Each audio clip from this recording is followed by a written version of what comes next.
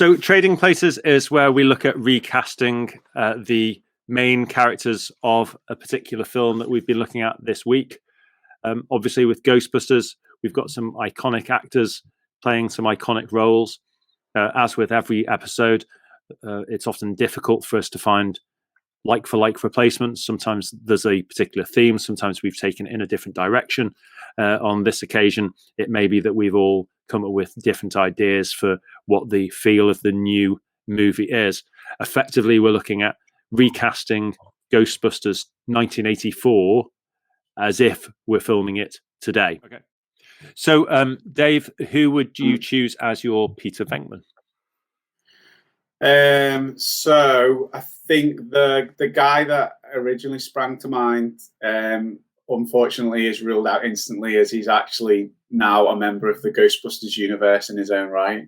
So that was Paul Rudd. Paul Rudd, yeah. I think he was quite. I mean, he's a bit older than Bill Murray was at the time, but he literally never ages. I think he sold his soul to the devil. He's 22, Paul Rudd, isn't he? Basically, yeah, forever. The other one to me that was fairly obvious, which he was in Lloyd's, certainly for Jaws, and I'm kind of trying to hold on to the big names as long as I can. So Ryan Reynolds was another fairly obvious Peter Venkman-esque character. Absolutely. But I think that my issue with casting Venkman is that looking at Bill Murray, it wasn't about the way he looked. It was about his charisma more than the way he looked. He wasn't the most conventionally handsome guy. But having said that, I still chose someone that's very good looking. So I've gone for Oscar Isaac. I think we would make a good Peter Venkman based on his performance in Ex Machina. I just love the sarky vibe he gives off in that movie. Yeah, I can see. It's just, I don't know. Poe Dameron was quite, funny and cocky, wasn't he? But I don't know. I think Dave, you've hit the nail on the head for Venkman. That I fully understand why you might choose Paul Rudd or even Ryan Reynolds, because they have that kind of charm to them, yet still got that kind of dry humor. So I was trying to choose somebody that fit that bill, but I was also really keenly trying to get people that were a bit younger, that were in their mid-30s. I think what strikes me about Ghostbusters is when I was watching it as a kid, these people felt a lot older than me, even though actually I think Dan Aykroyd was 33 or around about 33, 34 at the time. They felt like they were in their sort of 40s when I was young, that kind of a fair bit older. So looking at actors that are in their early or mid 30s, it's really hard to find somebody that has all of the qualities that Bill Murray had. You tend to find that, it seems, with a more mature kind of actor. But I've been trying really hard to find somebody that I thought might fulfill the comedic elements of it, but still be believable. Reluctant, yet could be a bit slapstick. So I've actually gone for Andy Samberg. Oh, no! No, I haven't. Ever done it again? Yeah, that's Haven't done it again, Lloyd? Awesome. Yeah. I think he'd be brilliant. Saturday Night Live link as well. Yeah, absolutely. So Lloyd, who have you chosen as Peter Venkman? Who have you chosen? For all those reasons. Okay, let's move on. Right, we'll make sure we ask Lloyd next. Okay, so Lloyd, who would you choose as your Ray? Oh, Ray. I don't know if you'll have him, but it's still it's the Saturday Night Live link. I think he could play to Ray's sort of intellectual yet a bit spacey elements. I've loved Bill Hader in everything I've seen him in. You didn't have him, did you? He was on my Spanglers potentially. Oh, was he? Yeah. He was on your what? He's been on my Spanglers. I've got to report him to the police. He's been on my Spanglers all week. Is that a euphemism, Dave? He was on my Spanglers. He's been getting right on my Spanglers. I think he's brilliant. He's brilliant in Hot Rod. Even like forgetting Sarah Marshall. He's on a computer screen the whole time. Because when he's chatting to him, and he's just Bill Hader. He can make me laugh with anything he does. He's absolutely fantastic. And I think as Ray, he could play the role, and he'd be given like a prime role, which he deserves, really. No, I don't dislike that at all. Dave, who's your choice for Ray? Okay. You want me to? I'm going to run you quickly through the almost. Okay. I had Zach Galifianakis. I had Jonah Hill. I knew you'd have Jonah Hill. Did you choose somebody different because you can't pronounce his name? Then I thought it might be a genius move to cast a woman, so I had Melissa McCarthy. The one that I finally settled on, and I only become aware of this guy because my daughter Isla's a big fan of Pitch Perfect, and I saw this guy and I thought, my God, he really is like a young boy. You've chosen mine. Have you chosen Adam Devine? Adam Devine. Yes. That's who I chose. He's got mannerisms, hasn't he? He's really got something about him that's so. He does. He's in Modern Family, and he does have those. I don't know. I'm not sold on it, but I get it. I get it for him. That's brilliant. Yeah, I thought from a visual perspective, he fit the bill. I was looking in that. I find him a bit too cheesy. Not cheesy. I can't put my finger on it. What he is. He's not quite. I don't know. Ray was, it was just Dan Aykroyd played it a certain way. I don't think he'd, I don't think he'd do it to that caliber. Just bear in mind Dan Aykroyd was also acting. He's not actually Ray Stantz. Yeah, I know. But the good thing about it is that Lloyd was talking about Bill Hader, and both Dave and I had thought about Bill Hader as being Egon, and when Dave started talking, I was thinking, oh my gosh, I've got the same Venkman as Lloyd, and I've got the same Ray as Dave. So that brings us neatly on to Egon, who I think there's a big spread of people that it could be now. Yeah, so Lloyd, I've gone far field, so it's not someone that you'd sort of expect to see like in a nerd role, but they could do it. And I think, in recent roles, they've been quite built up, but traditionally when you saw them initially coming up through their acting career, they weren't that built up. They had a normal sort of like body. I've seen them wear glasses in a few scenes. They can be nerdy. And I think that he's a very good comedian, that he works in a comedy setting. But he can also do a bit of action as well. You'd have to get him just right for Egon, but I think he'd be very good. And you're going to think I'm mental here. John Krasinski. Okay. I saw him more as a Venkman, to be honest.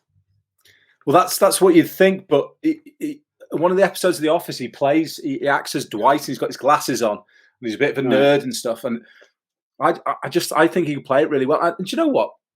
Egon isn't a massive nerd. Egon is just like he's understated and he doesn't say a lot, but he's just like his character in Stripes. He's still, he's just a normal chap, isn't he? But he's just very, he's hyper intelligent. So who would you choose, Dave, for Egon? Oh, I know. I'm just going to make a big point. I noticed that Lloyd, you certainly don't give us the whole. This is who I almost chose. I do a really long list and then eventually whittle it down.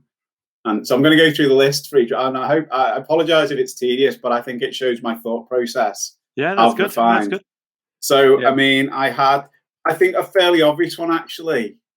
But I had Christopher Mintz-Plasse on there. Yep, glasses. Loving, obviously. So basically, Dave's going to go through everyone with glasses. Keep on going. Actually, no. Right. I had Chris O'Dowd on there. I thought he could make a convincing Egon Spengler. So I was trying to think a little bit outside the box. Quick story about Chris O'Dowd. His wife didn't want to take his surname, but she took the O from his name. Right. I can't remember what her name is, though, so it's not a very good story. Is it Jackie O? No, but she took the O, so she's got her first name and surname that she's been born with, but she's taken his O. So she's got an O now between her first name and surname, but I can't remember her name. I'm taking the O. Another one was Paul Dano. I thought could do Egon, but he's maybe a bit too intense. Yeah. Paul Dano.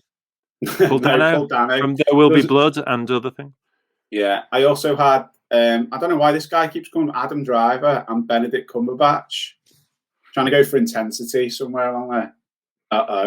Okay, the one I eventually settled on, and I think the reason he's probably in my mind is because I watched a movie with him in the other day, and he's not been in a lot for many years. But there's something about the spirit of him as an actor is I don't know, something about him I thought would make a good Egon. So I went for John Heder, who obviously played Napoleon, and it's not because he had curly hair and glasses. It's something about him as an actor and his kind of spirit and his height as well. Actually, all the original Ghostbusters were all over 6 foot. Yeah, They were. I was interested in the height side of thing. So, are you expecting at some point to just turn to somebody and say, "You've got my chapstick. My lips hurt real bad." Yeah. I looked at him. I looked at Bill Hader. Bill Hader was definitely sort of second on my list, very close to swapping with my first. But you've already mentioned him. I've gone for Adam Driver, and realised I had two Adams in my list, which was very strange. And then started thinking, did I want to choose all my other characters with my first name? Adam Driver's got the sort of size. He's got the kind of, I don't know, kooky sort of look to him that I think that Harold Ramis has. I think, he's got a lot of range. Forget what he's like in Force Awakens, and he's got a real good range. And I think that he could probably do the deadpan side of the comedy rather than the comedic side. I've asked you this before. He did. He basically did the Ben Solo undercover boss. Yeah, and he was, and he wore his glasses, and he did just play it really nerdy and deadpan. So I can see that now. Yeah, I can see it as Egon. So we're now down to. I'm gonna move it around a little bit. So rather than go to Winston straight away, I'm gonna go to Dana. So Dave, can you tell me who you're? By the way, I'll preface this by saying I think I've knocked this out of the park from a looks, personality, and acting perspective. I think I have got almost the modern day replica of Sigourney Weaver. Okay, you may disagree. Adam's gone for Emily Blunt. Who have you gone for, Dave? No. I will caveat my answer by saying, up until 5 minutes before we came on air, I actually thought we were only doing the 4 Ghostbusters. And as you can see by the number of actors I have for each of those, I spent a lot of time agonizing over those, whereas I had literally 5 minutes to come up with answers for Louis Tully and Dana Barrett.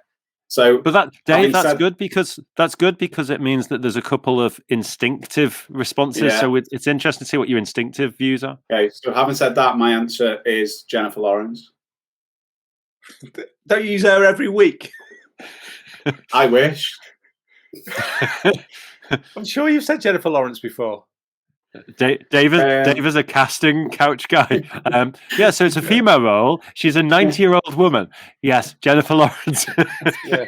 I think she was on my almost. And as I said, I literally didn't have time to think about it, so I needed to think about someone that had, that was tall and female. Lloyd, who are you choosing for Dana? I've gone for someone who, again, she's played sort of an action movie hero part of the team. She's got the strength to deal with it on her own, but she's also needs the help of the Ghostbusters. She's beautiful. She's a bit older than I think Sigourney Weaver was at the time. I've gone for Olivia Munn. Nice. Yeah, I like that. Yeah, really good actor. Yeah, and I think she'd play off well against Andy Samberg, and that's what I was basing it as, really. Yeah, no, I think that's really good. I genuinely, I know I sort of wound you both up by saying, I've knocked this out of the park. If you think of what Sigourney Weaver was like when she was in Ghostbusters, think of her sass, but also her sort of strength of character. She was matching Venkman, scene for scene, wasn't she? In terms of, she was only interested in him because she wants to be, not because of all of his attention. I was thinking of an actor that has impressed me in quite a few films. Die Hard 4.0, maybe not the best example. The most recent film I think I've seen her in is Gemini Man with Will Smith, and that's Mary Elizabeth Winstead.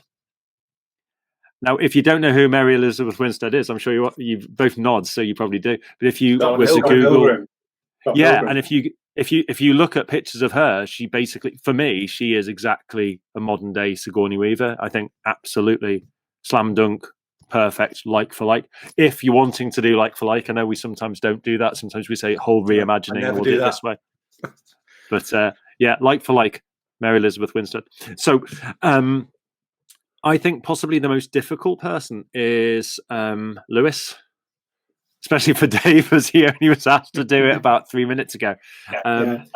So I'm gonna give Dave a bit of time. I'll go first in relation to Louis. I thought of all different characters. I thought of and Aziz Ansari at one point. Yeah, Parks and Rec. Yeah, I thought he was quite an interesting kind of, quite kind of short and kooky kind of character with a bit of a squeaky voice and that sort of thing. I thought he could have worked quite well. But actually, I ended up just sort of being drawn to, is it Simon Helberg, who plays Howard Horowitz on The Big Bang Theory? So Howie from The Big Bang Theory. So I've chosen Simon Helberg as my Lewis, but I think we're all going to struggle because Rick Moranis was just absolutely perfect in that role. So you can't replicate that. You can't do Rick Moranis any better. Yeah. So that's why, like, when I did Jaws, I went a completely different way because you can't do them any better. Yeah. So for my Louis Tully, I've gone a completely different way. And you'll only know this actor really if he's mainly known for doing the US Office with John Krasinski. Funnily enough. Oh, right, okay. And he plays Kevin Malone, and he's an actor called Brian Baumgartner. Yeah. Quite rotund, balding on top. So that would create the awkward sort of element to him. But he's just really funny, the things he does, and he comes across quite cool sometimes. He's a brilliant character in The Office, and I think he could just take Louis Tully a different direction and still do it perfectly. And him and John Krasinski have some brilliant moments in The Office. So I think him as Egon and Lewis there, especially when he's interviewing him, with the infrared thing on top. I think the colander. They could really get a good, they could get a really good to and fro going. So apologies for no one who knows Brian Baumgartner, but watch the US Office. He plays Kevin Malone, and he's absolutely brilliant. But it's funny. It's funny you mentioned the US Office because at one point I was also thinking of is Craig Robinson. Is it Robinson? Craig Robinson. Yeah, I thought of him as Winston. At one point. So he's on my list for Winston, but he didn't make number one. Okay. But if you're going for Craig Robinson, then and you wanted it like a sort of Saturday Night Live feel, but it's not Saturday Night Live, you go for that gang, wouldn't you? So you'd have Seth Rogen, you'd have James Franco, the little guy. Keenan, is it Keenan? I can't remember. There's but that little group, because they all write together. They did what was it called? The End is Nigh, or The End of the World, or something like that. Yeah. Not The World's End with Simon Pegg, but the other kind of weird one. They did a lot. They're all friends who write together, aren't they? So you kind of go for that whole sort of feeling. I'm surprised Dave hasn't mentioned Seth Rogen as one of his training places tonight. We don't know. He's in Jaws. He's my Hooper. Who are you going to cast as Louis Tully? Okay, so as you mentioned, obviously I had to come up with this off the top of my head. Stop making excuses. I think he's a good choice. I think he'd be brilliant. Go for it. Just have confidence behind your choice then. I've chose Steve Merchant. Yeah, don't have confidence. Do you know what? Steve Merchant for Egon. He was on my kind of potential Egons, but no, but he'd be good at Louis Tully. Because I didn't use him for Egon. He's got the awkwardness, and to be fair, he's completely the opposite way. He's huge, isn't he, instead of tiny? Yeah. But if you think of Hello Ladies, he's got this overconfidence. You could do with Lewis. Yeah, it's amazing. I love that program. Louis Tully has this overconfidence anyway because he's like going to Dana all the time. He's just so forward with his talking. That's what I was thinking. And Stephen Merchant could do that. That's really good. I like that. Thank you. Thank you, Dave. I would say you haven't said that. I can now actually see Merchant locking himself out of his door and finding it absolutely hilarious. He's leant over it a bit more and he's drinking it a bit more. Just having the awkward conversations in the corridor with Dana. Yeah. Hello, ladies. Like by Jennifer Lawrence. Where he's in that bar, he's brought everyone around a drinks, and then he falls off the stool onto the tray with all the drinks everywhere. If you haven't seen Hello Ladies, you need to watch it. It's brilliant. I've left Winston till the end because that seems to be the character that maybe changed the most between sort of the imagining and the writing and the original casting and then the final casting. So I think Winston could be cast as quite a serious sort of ex-Marine, which is, with a big backstory there, or it could be all the way to the other end, and it could be complete comedy overkill almost. So with that in mind, I think you've got a lot to play with. It's whether or not you go one end in the middle, try to stay true. I think, did that not sound right? You've got a lot to play with. It's whether you stand one end or go in the So with Winston, you can choose any real actor or character, and I think there's probably justification for it. So with that in mind, there's wide scope for anything really, Dave. So who is your Winston Zeddemore? Okay, so I thought it was important for Winston. He's of all the four of the kind of characters, he's kind of, you've got to be the straightest, hasn't he? There's not really any true comedy there. So there was a few that I considered, but some of them are kind of at the ditch because they were comedic actors, really, and I thought it was important not to go down that route. So the one that I decided on eventually was, and it's just complete coincidence, it's a guy whose name is Winston. His name's Winston Duke. He played M'Baku in Black Panther, and he was also in the Jordan Peele movie Us. I just thought, he was quite kind of straight down the middle kind of guy. So that's what I chose. How about you, Lloyd? Went through a lot, and then I'll just give him a top two rather than going through everything. Obviously, I thought one of you was going to choose Kevin Hart, so I eliminated him straight away. So number two, Winston comes in late.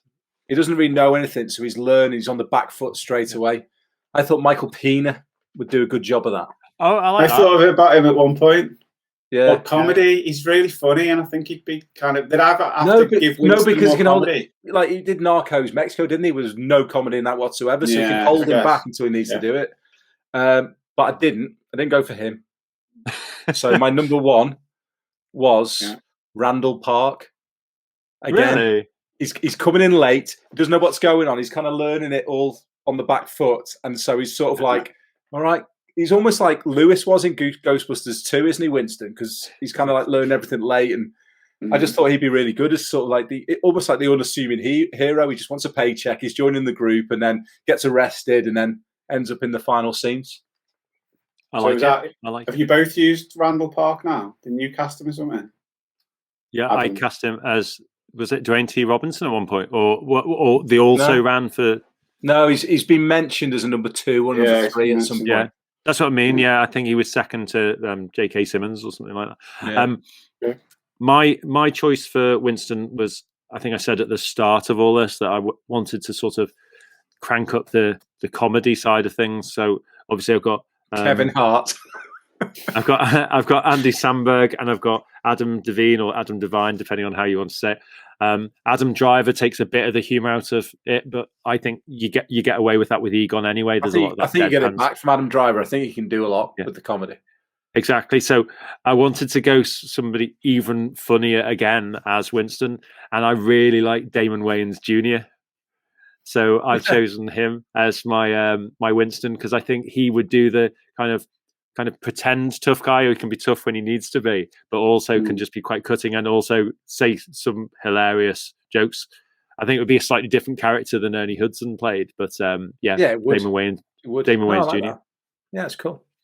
That's cool. So that is everybody's choice for Trading Places.